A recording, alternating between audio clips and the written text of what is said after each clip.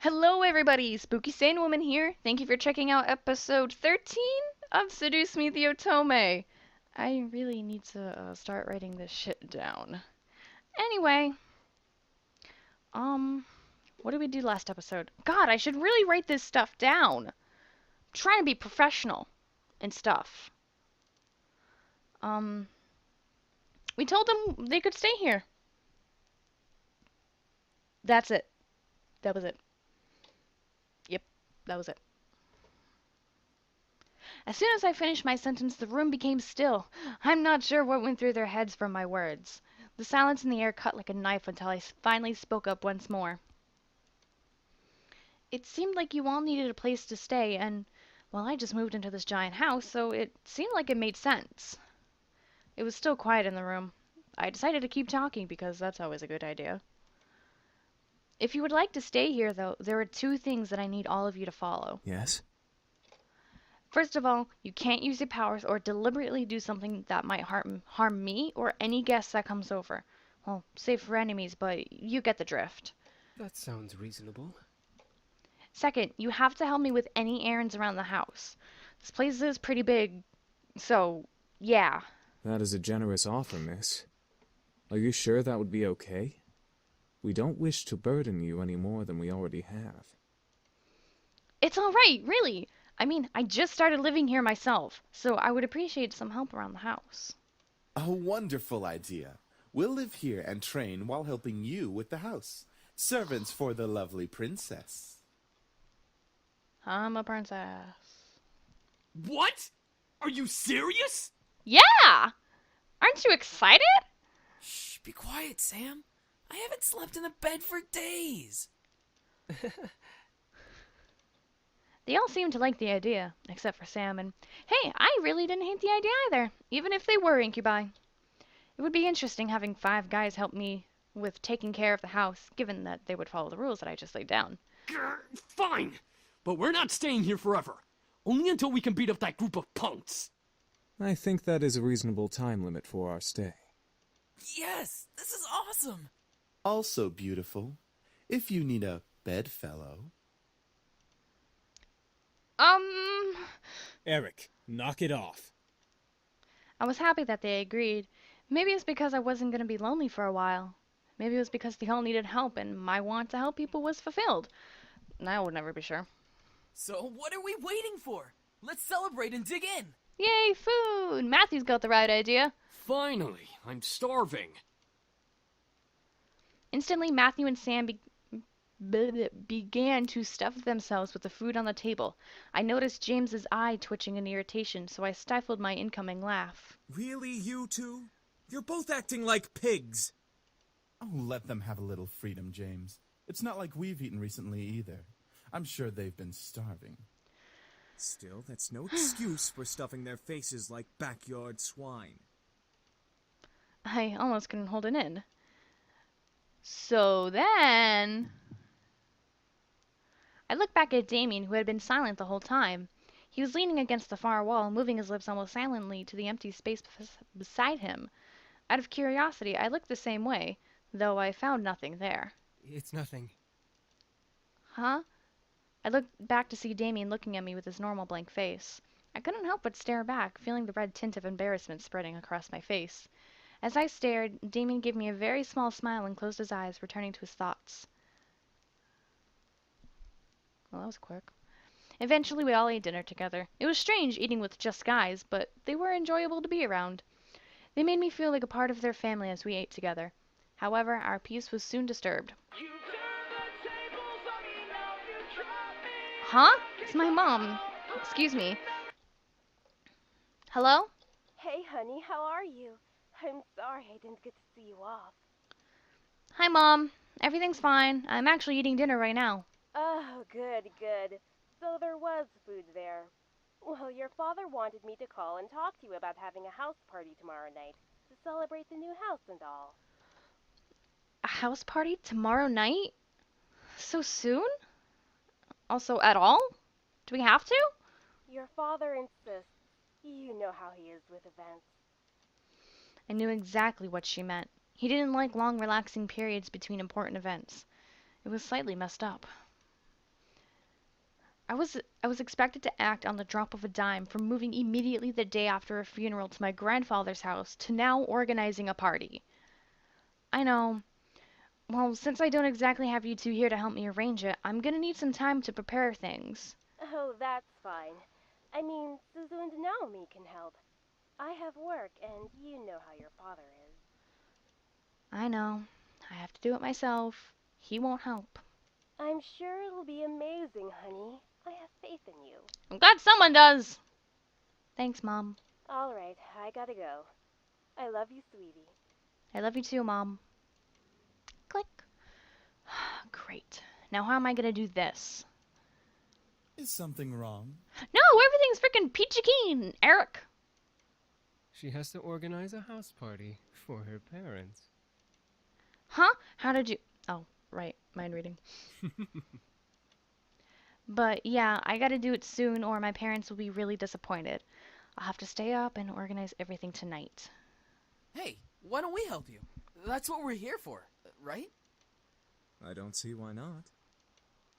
I can name a few reasons why we shouldn't. Sam? Back off. We'll take care of everything, miss. Just leave everything to us. That was surprising. I didn't think the boys would offer to help right off the bat. I couldn't help but smile. I was actually rather thankful now that I let them stay. Now I didn't have to do everything alone. As I kept thinking about it, I couldn't help but yawn. Feeling a little tired over there, princess? Yeah, it's been a long day. At least tomorrow's the weekend so I can sleep in. Then it hit me. Wait! Where are you all gonna sleep? We found some guest rooms on the opposite end of the house from the master bedroom. I'm sure those will do just fine. I spilled ginger ale on myself. I swear to God. Oh, got it. Alright then, I'm heading to my room to study and sleep. I guess I'll see you all tomorrow. Have a good night. I will. You too. With that, I left the dining room and went to my room. Eric, no. What? I wasn't going to do anything. Yes, he was. Shh. I love that. As soon as I got into my room, a wave of exhaustion hit me. Why am I so tired all of a sudden? I just woke up from that nap. I dragged myself into bed and hauled up one of my bags. I opened it and grabbed my economics book, knowing that, no matter how tired I was, I had to study at least a page or two before sleeping at last. The words on the page scrambled in my mind as I read through them, but after 2 or 3 tries, I managed to understand what the page was about. Equations. Well. Finally, I decided to change into my pajamas and head to bed. Today had been a long day, and I needed the rest. Hopefully tomorrow will be better. 3 days of surprises in a row would kill me. With that thought in my mind, I drifted to sleep, embracing the darkness of slumber. Yay! You fucking pretty boys think you're all that, huh? Well, save that to the end of my pistol. Huh? What's going on? I couldn't move. I felt like I was tied up, and I couldn't see anything beyond the darkness that surrounded me. Yet I could hear the sounds of a heated argument coming at me from all directions. One move and she gets it. Oh no, they're talking about me. Let her go! Matthew? Come on, chicken shit. Fight us like a real man. Like you scare me, Sam. Come on. Take one step. I dare ya. I know I made this comment before, but I really like this guy's voice actor. He's good. Why can't I see? Stay away from her, Malix! And what are you gonna do, nerd boy? Ooh, snap. Suddenly, I felt myself pulled to one side, and arms wrapped around my body protectively. I've got you. Don't worry. Huh? Eric! As I was held in a tight embrace, I felt the world around me once again settle into a low, peaceful hum. The hostility of the dream before had faded into the black, as the arms around me rocked me comfortingly. Slowly, though, my eyes fluttered open, and I looked up at the person holding me. Damien? I stared into the eyes of Damien. His face was painted with worry and concern, and I knew he must have seen my dream. Why did I dream of Eric holding me, though? You can't control your dreams. Oh, well, I guess you're right. Are you okay? Yeah, I'm fine. Thank you. What time is it? It's 9 a.m. James and I were making breakfast when well... You can't control your mind reading? No, not yet at least. I hope to learn eventually, though. Is everything all right? Huh? Yeah, I'm alright. That's good. I'm assuming you had a nightmare. Yes, I'm sorry for disturbing you both. You didn't disturb us, miss. Besides, we'd rather make sure you're okay before anything. Ginger ale. I'm sorry, I know that my microphone did not pick that up, but the neighbors that I was talking about in an episode prior, over there, just laughed like Malex in that dream. Okay. Oh, thank you. Ow. Now, why don't you come downstairs with us and have some breakfast? I'm sure some nice food will take your mind off of what you dreamt of. It was embarrassing to be the damsel in distress once again, but I felt rather happy that James and Damien were concerned for me, despite only knowing me for a short time. I wasn't sure if it was just courtesy or if they were genuinely concerned. I couldn't exactly read their minds. Alright. Food! Food, food, food, food, food. The two boys led me back to the dining room where the smell of bacon and eggs danced in the air. The smell wafted from the kitchen and made its way into the room, making my stomach growl in need. Breakfast was good. We should be done with breakfast soon. If you want to sit down at the table, you can. Okie doke. I nodded before sitting down. As I sat down, however, my mind drifted back to the dream I had. That feeling of hostility around me made my body shudder instinctively, even though I knew it wasn't real. However, as I closed my eyes, I felt a hand place itself on top of my head, breaking me out of my thoughts.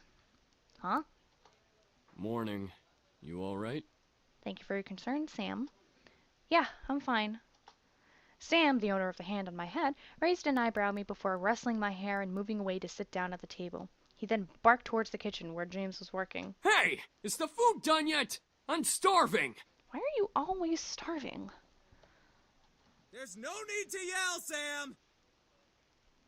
You're yelling too! You started it. Don't argue with me! From behind me, Eric appeared and sat beside me, rubbing his temples in obvious annoyance. Can we not yell this early in the morning? It's not like we're in the castle. Castle? For some reason, when I heard the word castle, I couldn't help but yell in surprise. These guys had a castle? Sam looked at me and smirked at my reaction. Yeah, we have a castle back home. Our dining room's 10 times bigger than this room. And wouldn't it be logical to not yell? Whatever. I'm so sorry. Excuse me.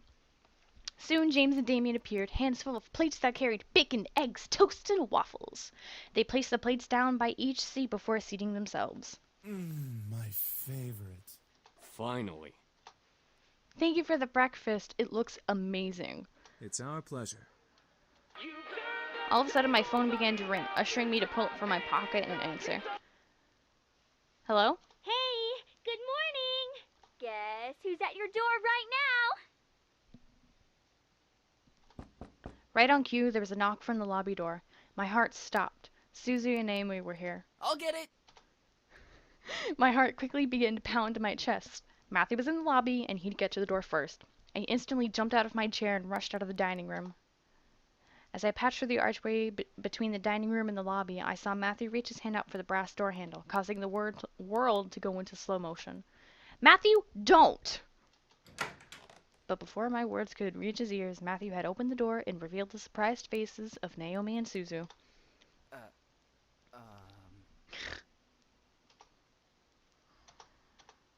The world around me stopped as Suzu and Naomi kept their eyes on Matthew, who merely stared back in fear and embarrassment. I could feel the air go from warm to freezing in a matter of seconds. Hi? I could not believe this was happening. How was I going to explain this? This week was already bad enough. To make matters worse, I was frozen in place. Please, for God's sake, someone do something other than stand there. Who are you? Suzu, let me explain. What's going on here? Who's at the door, Matthew? Oh. Soon the other incubi appeared in the lobby with us. This situation was not getting pretty. I had to think fast. They're in your head. I'm choosing that. Susie reached out and poked Matthew on the forehead, making him stare cross-eyed at her finger. Hello to you too? Seems real to me. They're not imaginary. It was no use. There was no time to lie to them. I felt helpless. Then I felt a hand on my shoulder and felt the tension in my body almost fade away. I turned my head to see James smile at me before stepping in front of me. We must apologize, ladies. We know the situation must be confusing for everyone. Let's take this to the dining room and we'll explain everything. But before that, I'm going to end this episode off here. Thank you guys so much for watching. Oh, God, it's hot. I don't feel like being cheery right now. Holy crap. If you enjoyed, go ahead and give a like and maybe subscribe. Share it with your friends if they like dating sims or awkward situations. Like my life. This whole channel. Bye-bye.